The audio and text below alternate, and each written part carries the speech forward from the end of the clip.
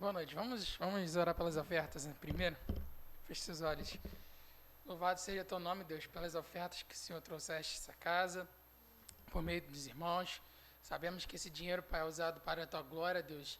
E pedimos, Senhor, que o Senhor continue usando, Pai, esse dinheiro para que o teu nome seja glorificado aqui neste lugar, Deus. Obrigado pelas pessoas que puderam dizimar. Obrigado para aqueles que trazem seus dízimos, suas ofertas a esta casa.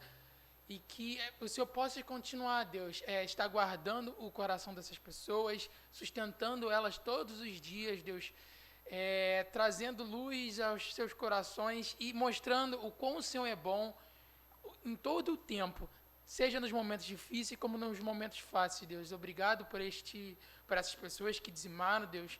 Peço que nesse momento o Senhor venha nos ajudar a entender a Tua palavra também, que a Sua palavra seja pregada nesse lugar, Deus.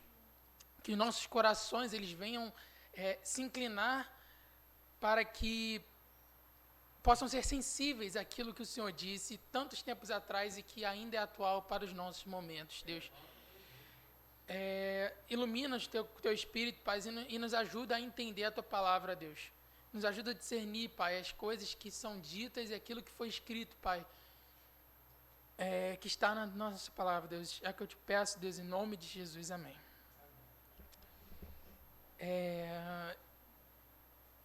Eu esqueci de botar o gasofilaço ali, agora que eu botei, então, se alguém for, tá ali atrás, eu esqueci de botar nesse do culto.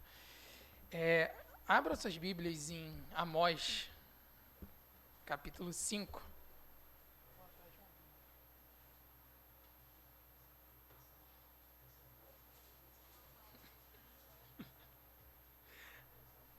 Amós, capítulo 5,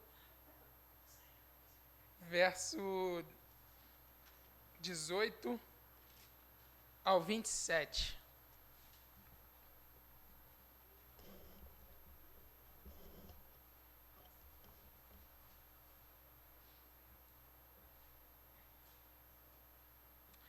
Amós, capítulo 5, verso 18 ao verso 27.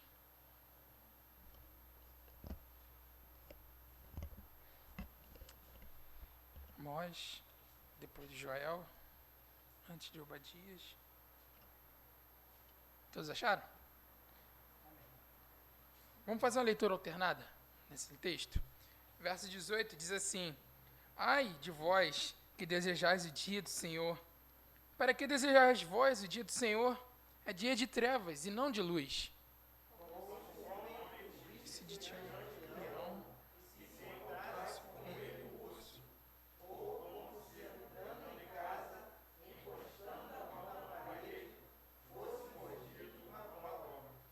não será, pois, o dia do Senhor trevas e não luz? Não será completa escuridão, sem nenhuma claridade?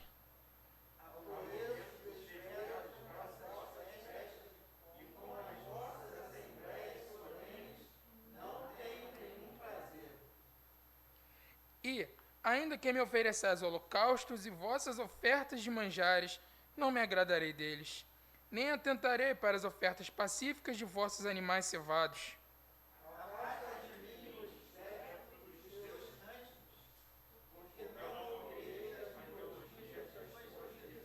Antes, corra o juízo como as águas, e a justiça como o ribeiro perene.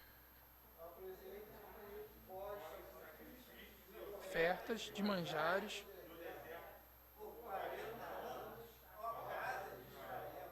Sim, levaste Sicute, vosso rei, que vossa imagem e o vosso Deus estrela que fizestes para vós mesmos. Por isso vos desterrarei para além de Damasco.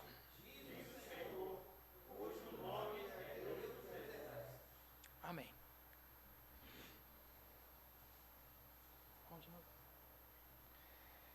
O amor a rituais costuma ser manifestado em procissões.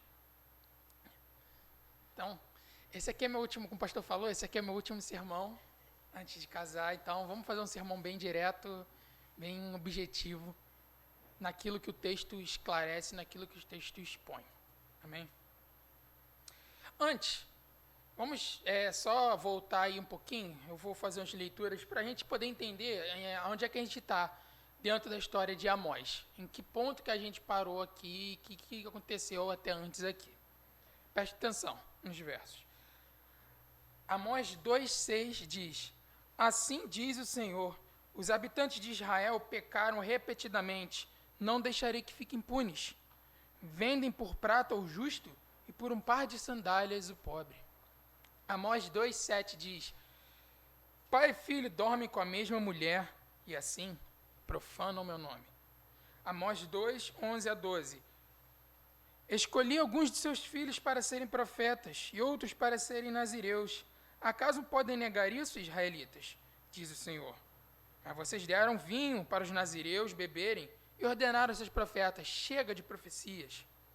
Amós 3:10 diz: Meu povo esqueceu como fazer o que é certo, diz o Senhor. Suas fortalezas estão cheias de bens obtidos por meio de roubo e violência. Amós 4:1 diz: Ouçam, vacas gordas que vivem em Samaria, mulheres que oprimem os pobres, esmagam os necessitados e pedem aos maridos: traga-nos mais bebida. Amós 4, verso 4 e 5 diz: Andem, vão a Betel cometer pecados, continuem a desobedecer em Gilgal, ofereçam sacrifícios todas as manhãs e tragam seus dízimos a cada 3 dias. Apresentem seu pão com fermento como oferta de gratidão. Entreguem suas ofertas voluntárias para saírem se gabando delas. É o tipo de coisa que vocês israelitas gostam de fazer, diz o Senhor. Amós 5, verso 10 e 11 diz: Como vocês odeiam juízos honestos, como detestam os que dizem a verdade, oprimem os pobres e roubam seu trigo com impostos injustos. E Amós 5, 12 e 13 diz: Pois eu sei que seus atos de rebeldia são muitos, e seus pecados são grandes. Afligem o justo aceitando subornos e não fazem justiça aos pobres nos tribunais. Quem for prudente ficará de boca fechada, pois este é um tempo de desgraça. Mateus 7 diz assim: Vocês os identificarão por seus frutos. É possível colher uvas de espinheiros ou figos de ervas daninhas? Da mesma forma, a árvore boa produz frutos bons e a árvore ruim produz frutos ruins. No dia do juízo, muitos me dirão: Senhor, Senhor, não profetizamos em teu nome? Não expulsamos demônios em teu nome? E não realizamos muitos milagres em teu nome? Eu, porém, vos responderei: Nunca os conheci. Afastem-se de mim, vocês que desobedecem à lei. Toda árvore que não produz bons frutos é cortada e lançada ao fogo. Portanto, é possível identificar a pessoa por seus frutos.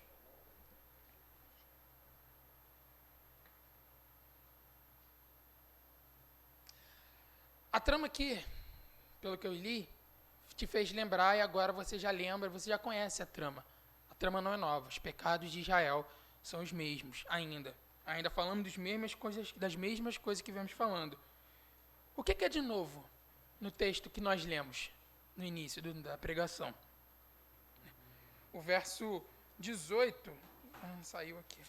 O verso 18, 19 e 20 diz: Ai de vós que desejais o dia do Senhor, para que desejais vós o dia do Senhor? É dia de trevas e não de luz. Como se o homem fugisse diante de um leão e se encontrasse com ele o urso. Ou como se entrando em casa, encostando a mão na parede, fosse mordido por uma cobra. Não será, pois, dias de trevas e não de luz? Não será de completa escuridão, sem nenhuma claridade? Ai de vós que desejais o dia do Senhor. Aqui o profeta ele começa com 2 ais, que começa aqui, uma profecia que começa aqui e se estende ao longo do capítulo 6. Desejar o dia do Senhor é uma coisa boa. Qual o problema de desejar o dia do Senhor?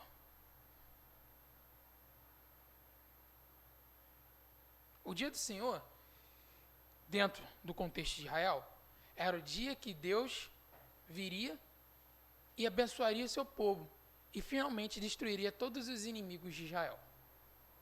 Era o dia esperado. Então qual é o problema de desejar o dia do Senhor?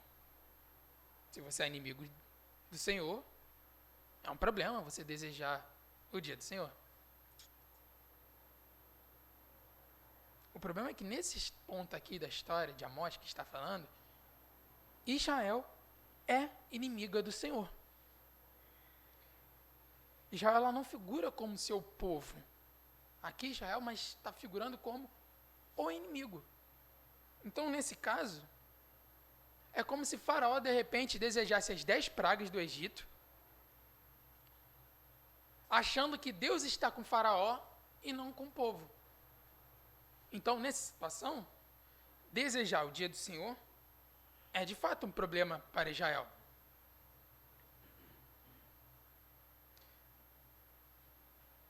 Se Deus viesse nesse momento como Israel queria e desejasse, aliás, se Deus viesse nesse momento como Israel queria, o castigo viria todo sobre Israel. Deus é justo e Deus condena toda injustiça. Só que a injustiça nesse ponto aqui era praticada pelo seu próprio povo, por Israel. Então Deus não teria misericórdia de Israel. Então o profeta questiona, por que vocês desejam o dia do Senhor? Para que vocês desejam? Não vai ser um dia bom, vai ser um péssimo dia.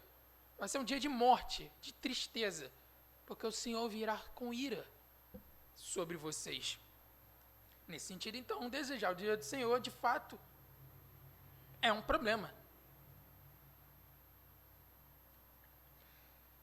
Você não deseja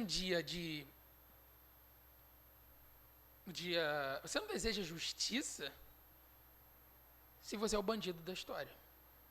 Você não deseja paz se você, né, é o vilão da história. Não, talvez assim, mas se você não deseja justiça se você é o bandido da história.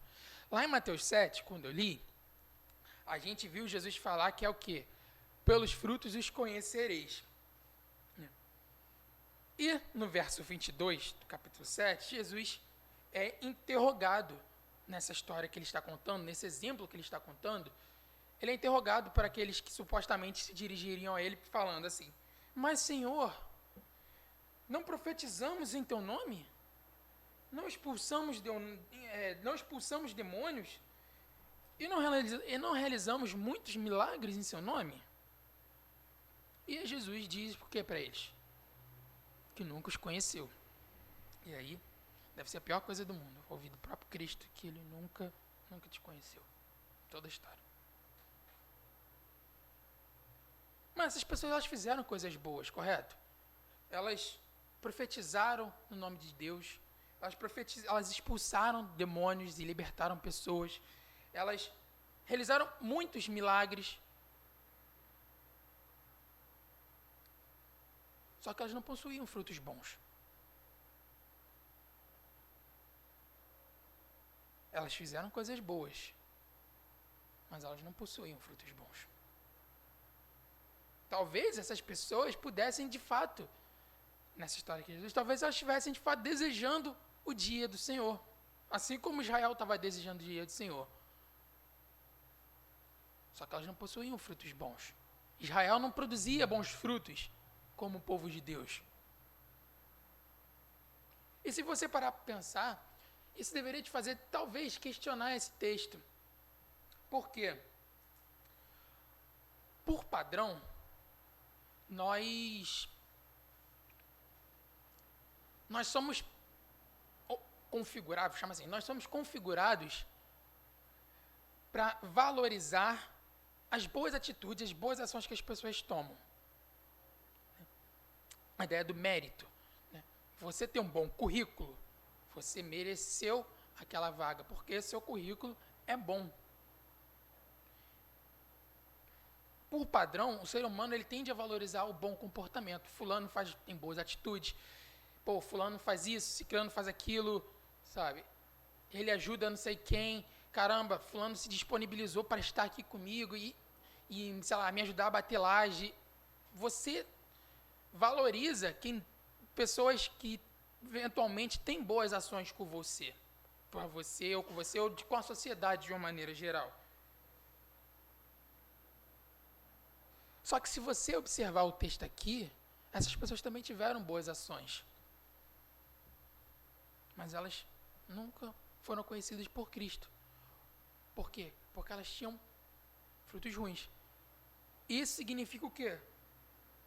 Que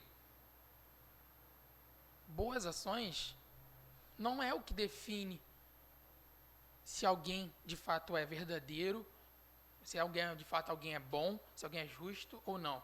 Não são boas ações que definem se alguém de fato é crente ou não. Você pode ter as melhores atitudes dentro da igreja, viver 50, 60 anos aqui dentro, e ainda assim você ir parar no inferno, ser condenado. E Deus fala que nunca te conheceu. Mas, Senhor, eu estava na igreja todo dia da minha vida. Apartai-vos de mim. Quais são os frutos do Espírito? Vamos lá. Amor, alegria, paz, bondade, longanimidade, mansidão, domínio próprio, fidelidade. Como que você mensura essas coisas? Como é que você mensura amor? Como é que você mensura domínio próprio? Dando dinheiro, o cara dando dinheiro para necessitar, porque aquela pessoa deu dinheiro para quem precisava. Pô, ela é uma boa pessoa, né? Ela ama, não sei que é uma boa pessoa. Trazendo alimento aqui para a igreja, para ser doado. É isso que define uma boa pessoa? Os israelitas provavelmente faziam muitas dessas coisas também. Esses israelitas de Amós. E como a gente vai, conforme a gente viu o texto, com certeza eles faziam diversas coisas que talvez você considerasse como boas. Mas ainda assim, eles estavam muito longe do Senhor. Como é que eu diferencio a caridade verdadeira da caridade falsa? Todos eles poderiam ter dito, mas Senhor, não profetizamos em teu nome? Não alimentamos o necessitado? Então o que define isso? Quando a gente olha para essas coisas, a gente vê que o quê? Há alguma coisa a mais. Há alguma coisa. E o que é essa alguma coisa? É a motivação com que você faz aquilo que você faz. É a intenção que há no seu coração em realizar as coisas. Porque é aqui, nas intenções e motivações, que os frutos de espírito se manifestam, que os frutos estão. E é aqui que a gente vê se os frutos são bons ou se os frutos não são. É aqui que a gente diferencia o verdadeiro crente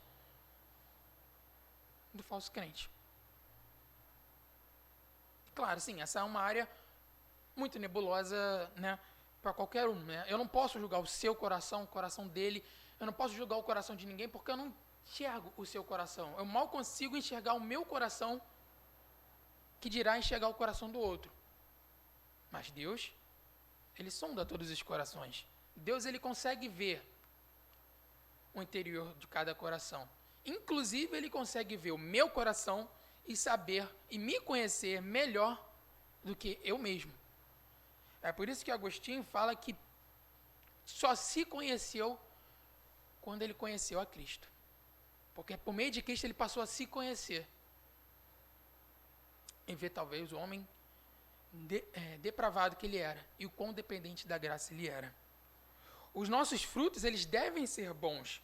E nós não devemos dar lugar aos desejos da carne. Então nós precisamos o quê? Sondar os nossos corações e sondar as nossas motivações do porquê que a gente faz o que a gente faz.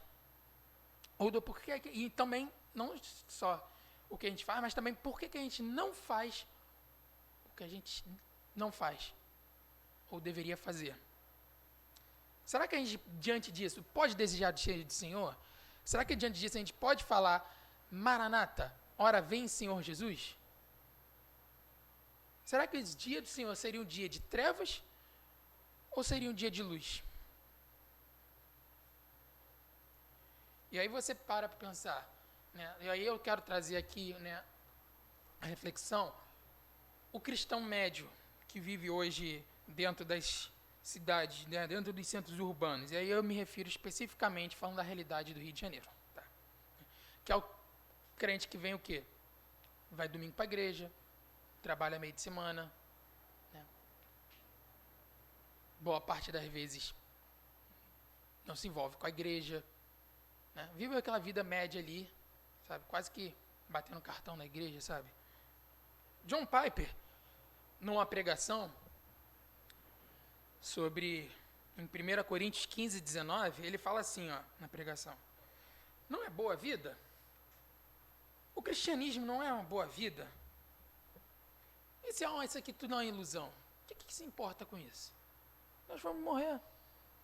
Então, o que se importa que isso aqui é uma ilusão? Errado. Não é uma boa vida. Paulo não poderia ter dito: se temos esperança em Cristo apenas para esta vida, devemos ter pena se esta for uma boa vida. Ele não disse isso. E aí ele fala assim: é realmente difícil ser cristão no Ocidente. Ou seja, falando do Ocidente, especificamente grandes centros urbanos.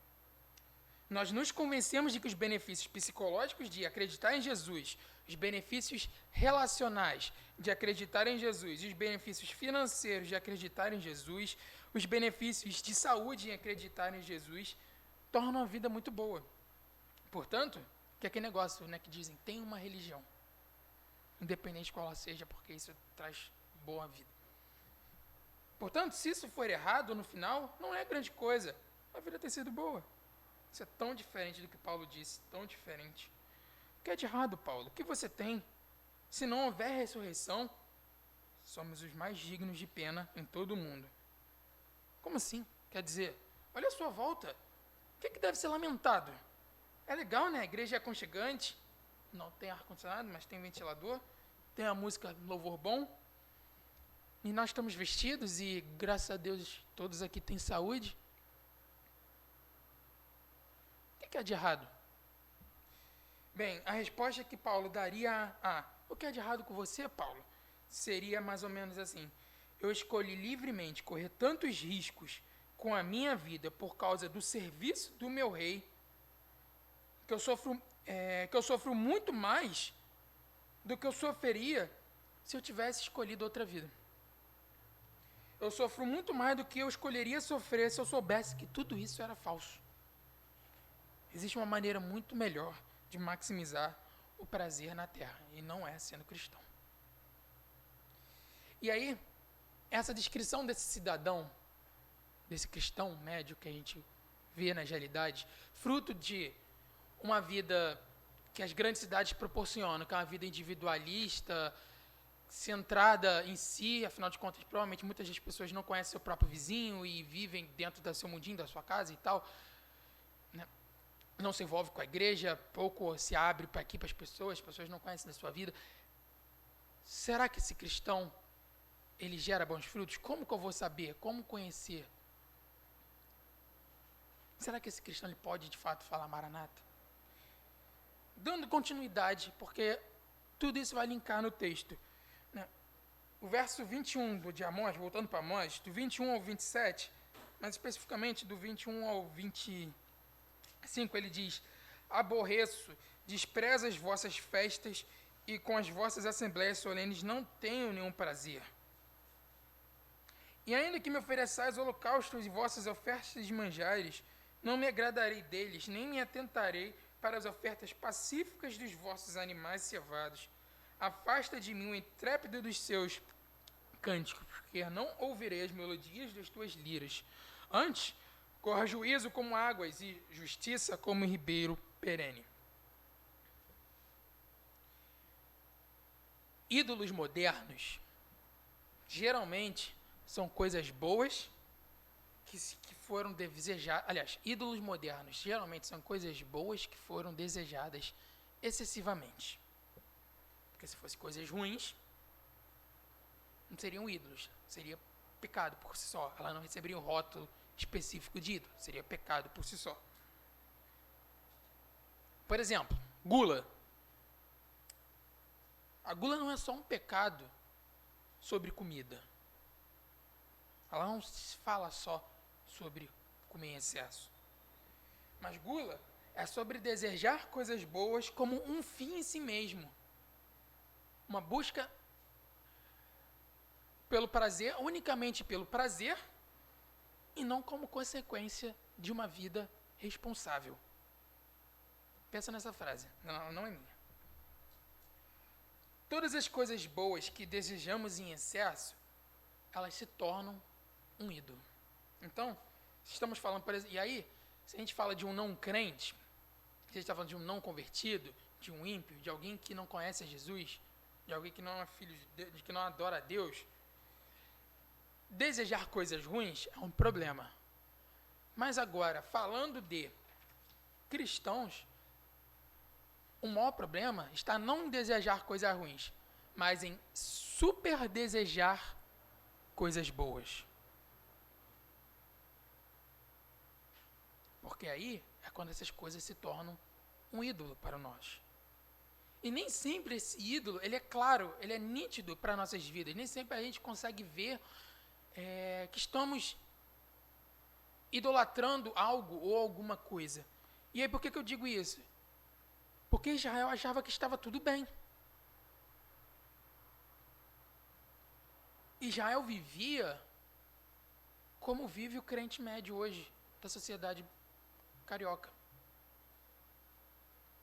Como vive esse cidadão que hoje que vem para a igreja e vai embora e tudo mais. A religião em Israel havia se tornado completamente ritualística. Totalmente de procedimentos. Repara só, no texto que eu li, lembra só do texto que eu li anteriormente, Amós 4, verso 4 e 5 fala assim, ó: andem, vão a Betel. Aliás, detalhe, o profeta aqui, ele está sendo irônico na maneira dele falar, como uma forma de zombaria, mas principalmente como uma forma de denunciar um pecado e atitudes que aquele povo estava tendo.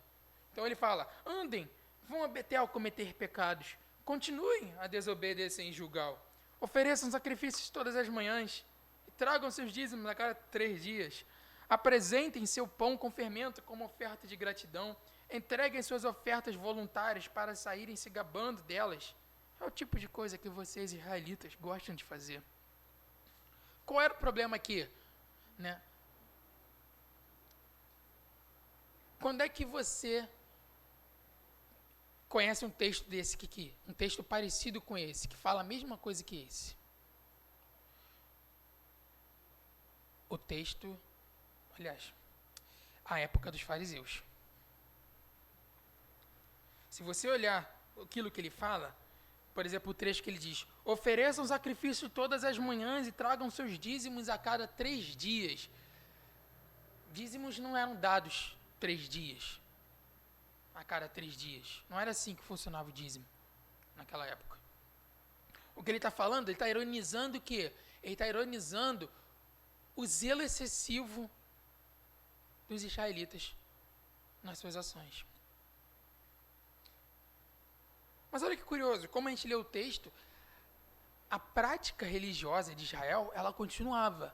Havia um templo, havia sacrifícios, havia entrega de ofertas, entrega de dízimos, e ao mesmo tempo que tudo isso continuava, todas aquelas coisas que a gente vem expondo nessa série, elas ocorriam. Enquanto Israel pecava, todas as coisas aconteciam, sacrifícios, templos, adoração, louvor, todas essas coisas aconteciam. E esse era o problema, porque essas coisas aconteciam todas simultâneas. Enquanto o povo pecava, havia adoração. Só que, como eu falei, a religião Israel havia se tornado ritualística. Havia se tornado uma coisa, os procedimentos haviam se tornado um fim em si mesmo. Entendem?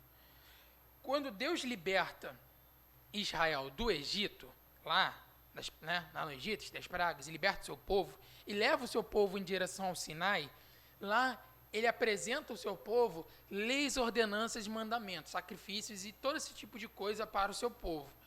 Se você lembra de cabeça dos 10 mandamentos, você vai lembrar que como é que começa os 10 mandamentos? Eu sou o Senhor, teu Deus, que te tirou da terra do Egito. E aí é um acréscimo meu aqui. Por isso, não terás outros deuses diante de mim. A religião introduzida por Deus, lá no Sinai, ela era, antes de tudo, uma resposta àquilo que Deus havia feito. Os sacrifícios, então, eles são o quê? Uma consequência lógica.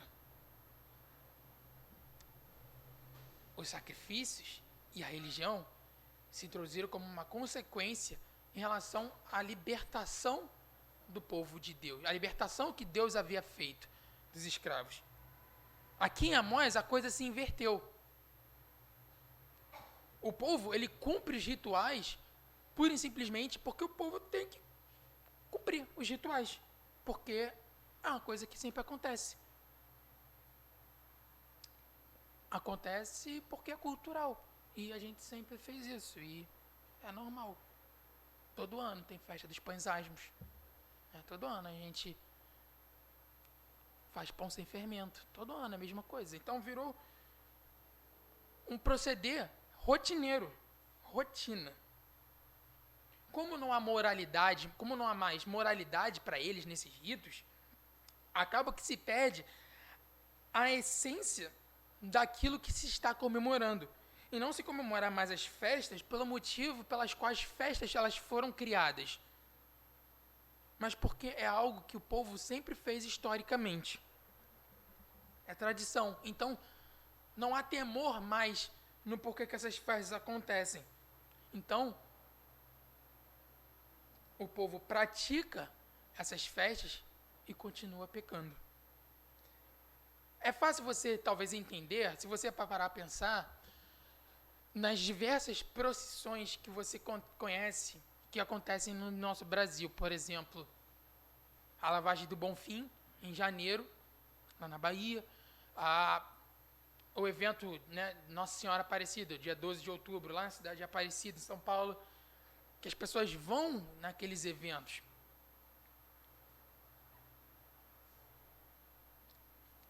Outro exemplo, muito interessante, eu acho até mais legal, é o melhor, que eu acho que está mais interessante de você entender, é o Carnaval. O Carnaval, ele foi criado, quando ele surgiu lá, quando a Igreja Católica criou o Carnaval, né, ela tinha um propósito. Né? O Carnaval e a Quaresma, elas são uma pré-temporada para o evento principal, que é a Páscoa. Então, a Quaresma, o Carnaval, é uma preparação espiritual para a Páscoa.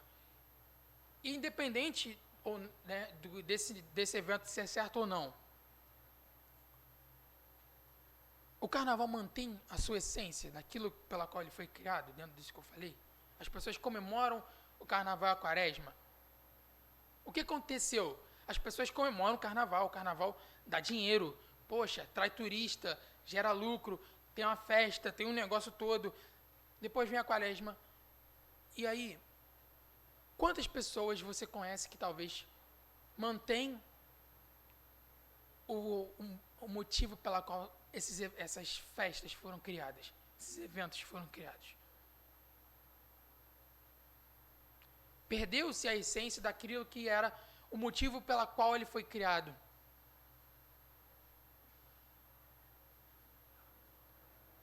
Aconteceu a mesma coisa acontece aqui com os israelitas. Já se passaram provavelmente aqui 1000 anos aliás, para muito mais de 1000 anos, entre o momento em que Deus apresenta a lei e esse tempo aqui que estamos falando. Mas eles não tinham Torá? Eles não tinham. Por que a gente não podia consultar? Pois é, eles podiam consultar, né? Mas será que alguém consultava? E aí quando eu questionei, quando você para para pensar assim, será que você não é igual a Israel? Será que você não transforma eventualmente a sua vida cristã num evento cultural? Sem valor? Ou numa coisa rotineira? Quando Deus rejeita o culto, como a gente leu aqui, dos versos 21 ao 24, quando Deus rejeita os cultos e as festas dele, duas coisas aqui. Eles não eram, lembra que eu falei? O que a gente falou nisso? Frutos. Eles não geravam frutos. Por não gerarem frutos, a motivação e aquilo que eles faziam, pela qual eles faziam as coisas, não eram verdadeiros. Então não importava se eles estavam fazendo coisas boas ou ruins, mas sim que para Deus aquilo já não tinha mais nenhum valor, nenhum agrado. Gente que age assim vai ter uma vida dupla. Era o que acontecia com Israel. Pecados e mais pecados, como a gente leu. E ainda assim eles vinham no templo, faziam sacrifícios, davam dízimos, faziam adorações, porque aquilo era cultural.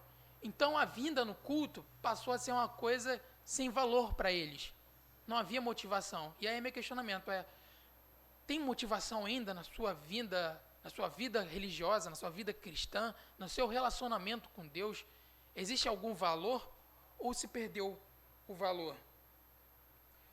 Como o Sidney já pregou aqui, quando o Sidney pregou aqui, imagine ter o seu culto ignorado. Deus não está te ouvindo, você está aqui e Deus está de ouvidos fechados para tudo aquilo que você ora e canta. Deus está te ignorando, odiando o que você está fazendo aqui. Ou como o Adriel falou outras vezes, sobre você vir ao culto e você estar brigado com seu irmão e Deus rejeitar seu culto. Por que você vem para cá? Para que você vem? Qual o propósito de você estar cultuando a Deus? Esse ajuntamento tem algum propósito para você? Tem algum valor? Ou já entrou na tua rotina? Domingo é dia de culto. Então, domingo eu vou para o culto, porque é padrão. Aí segunda, terça tem que trabalhar e domingo é culto. Aliás, você sabe por que existe fim de semana? Por que o fim de semana ele foi criado? É bom saber sobre isso. Procure sobre por que o fim de semana foi criado. Por que você não trabalha 7 dias, 24/7, todos os dias? Você se questiona por essas coisas, do porquê que você vem? Por que você faz o que você faz? Ou você está sendo como Israel, cantando para Deus, orando para Deus, fazendo tudo sem propósito, sem a motivação correta? O amor aos rituais costuma ser manifestado em procissões. E a procissão é qual? A procissão de vir para a igreja todo domingo. Fazer uma boa ação para uma motivação correta. São sintomas de que você, na verdade, está buscando se justificar, trazer um consolo para o seu coração, um afago de que talvez você seja cidadão de bem, porque você vem todo domingo, você vem para a igreja domingo, você trabalha de semana, você é um cidadão justo, você é uma boa pessoa, porque você vai para a igreja todo domingo. Você faz coisas boas.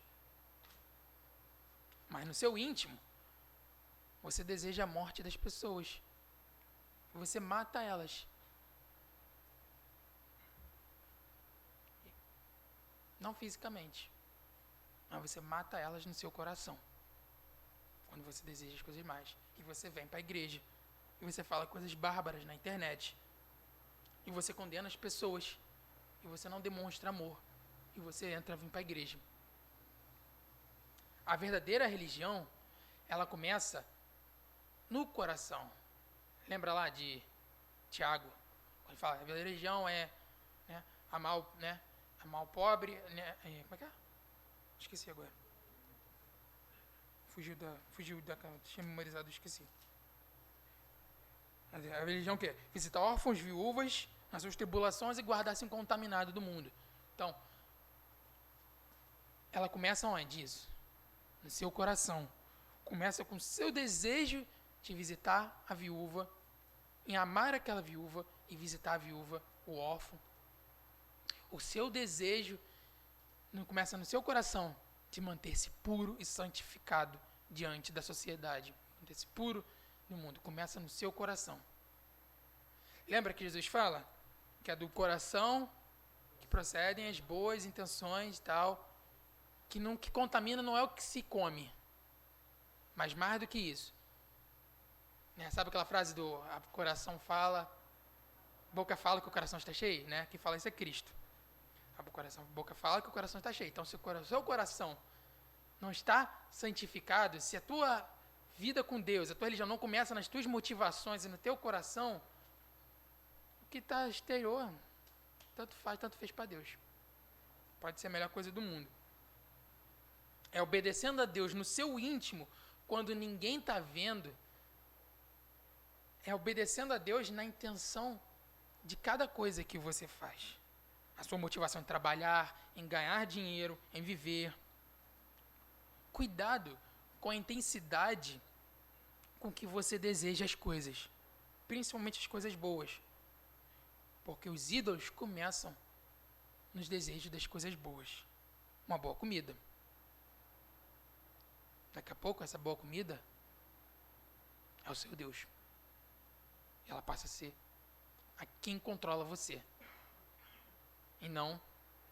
E aí, lembra qual foi do Espírito? Domínio próprio, né? Então, abrace a Cristo. Agarre a Cristo, agarre-se à cruz e o que ela representa e fuja da idolatria. O fardo de Cristo ele é tão mais leve. Deposite as suas esperanças em Jesus. Lembre-se todos os dias da cruz. A cruz te lembra que o quê? Que apesar de muito pecador, você também foi muito amado. Diante do choro do pecado, lembre-se da graça do Evangelho e da salvação. Deus morreu por você quando você era tão inimigo dele quanto os israelitas eram inimigos de Deus aqui. Você não merecia. Mesmo as suas melhores obras estão manchadas de assassinato, de gula, de inveja, do ego de não aceitar a correção, da língua afiada que fala mal e machuca aqueles que você ama. Mas ainda assim, Deus matou o seu próprio filho para que você pudesse ter vida com ele. Para que as suas vestes agora não fossem mais manchadas com essas coisas, mas fossem vestes puras, imaculadas, brancas.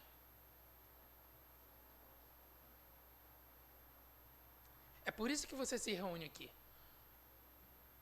Porque aqui você encontra gente que é igual a você. Você encontra gente que foi, liberta dos mesmos problemas que você foi liberto.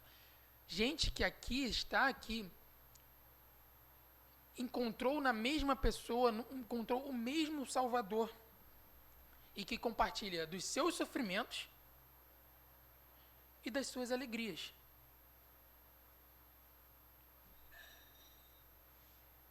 Gente que aqui você pode confiar e pode encontrar aconchego, suporte nas dificuldades. Por quê? Porque essas pessoas, elas foram libertas dos mesmos problemas pela mesma pessoa que você e passam pelas mesmas dificuldades que você. Sabe, quando você se fecha em si mesmo, porque, caraca, cara, como eu pude fazer tal coisa, cara? Às vezes a pessoa nem percebeu, mas no seu coração você está olhando assim para si e falando, caraca, por que eu tive esse negócio? Por que eu fiz isso, cara? E aí você compartilha isso com alguma outra pessoa, ela fala, caraca, eu também falava a mesma coisa. Aqui você encontra gente que tem o mesmo Deus e passa pelas mesmas aflições que você.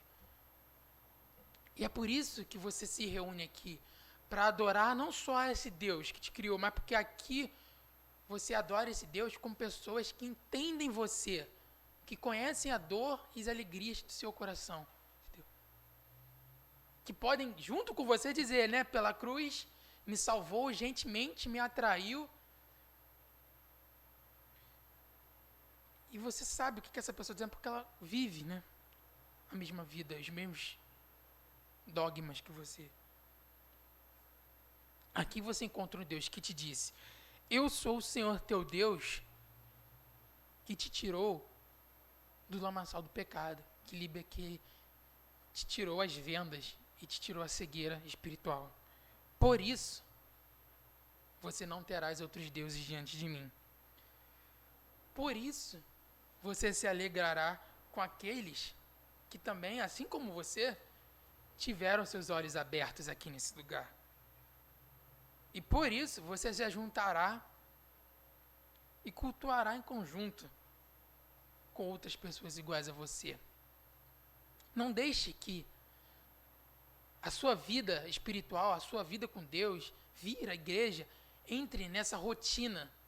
Porque, invariavelmente, se você não vigiar e não prestar atenção, igual a minha mãe fala para mim, você não vigiar e orar na sua vida, a sua vida com Deus, ela vai entrar numa rotina. Vir à igreja entrará numa rotina. E quando entrar numa rotina, você perderá todo o propósito pela qual você se reúne aqui. E isso, como todo pecado, é uma bola de neve, né, que só vai aumentar. A partir do momento que isso aqui vira rotina, você começa a esquecer de Deus eventualmente. E aí, o que vai acontecer é exatamente o que acontecia com os israelitas. Vai entrar o quê? Coisas ritualísticas. Você toma a ceia porque tem que tomar a ceia.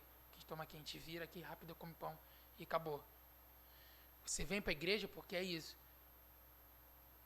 Daqui a pouco, os seus pecados e a sua vida com Deus começam a arrumar para baixo. Você deixa de orar, você deixa de se dedicar ao Senhor individualmente, em casa. Por quê? E aí, vir para cá só agrava a situação. Era isso que aconteceu com Israel. Israel transformou a sua rotina de sacrifícios, levar sacrifícios, levar dízimo de mês em mês, de ano em ano, ou a cada 7 anos, de levar, de celebrar festas. Lembra aquele texto lá, que você vê todo o Novo Testamento? Se você ler a Bíblia, você sabe o que eu estou falando. Quando Deus condena Israel, porque Israel abdicou do dia do descanso, porque Israel começou a zombar e a menosprezar o dia do descanso, e Deus fala, vocês desprezam o meu sábado. O que significa o sábado? O sábado para os judeus é quase equivalente ao que a gente poderia dizer hoje, ou deveria ser, quase equivalente hoje ao 1º de janeiro. Sabe o 1º de janeiro? Que tu sai na rua de tarde, não tem uma alma viva, não tem um carro na rua passando, não tem nada aberto. Todo mundo enfiado dentro de casa, comendo as sobras, dia 31. Aquilo era o dia de descanso para os judeus. Um dia dedicado ao Senhor. Só que o dia do descanso havia se transformado em quê? Em dia de comércio. Sabe? Dia do descanso não é mais dia de descanso. Era como se, né, o judeu ele saísse depois da adoração de manhã do templo, aí no caminho passasse na vendinha, comprasse ali o frango assado e fosse para casa. O dia do Senhor, para os judeus, havia se tornado um dia de comércio. Então, não era mais um dia onde eles fechavam as cidades, mas sim, havia comércio. Então, ignoraram Deus e começaram a adorar o quê? O Deus comércio, o dinheiro, né? A se tornar independentes de Deus.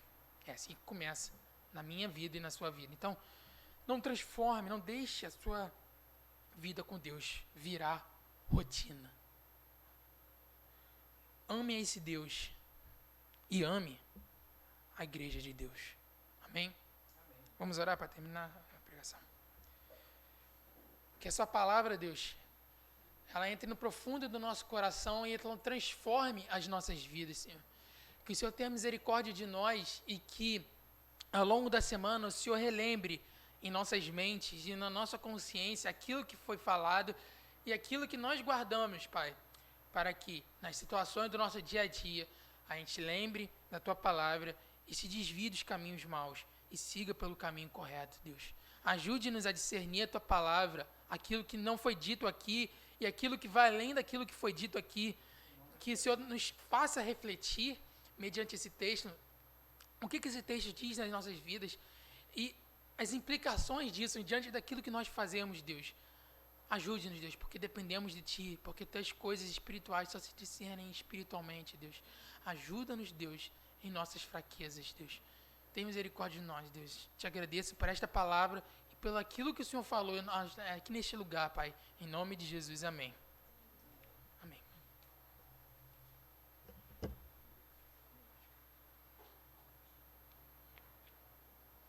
Deus continue abençoando nosso irmão, querido irmão Diácono Flávio, que nessa semana, né, está aí chegando o dia, né,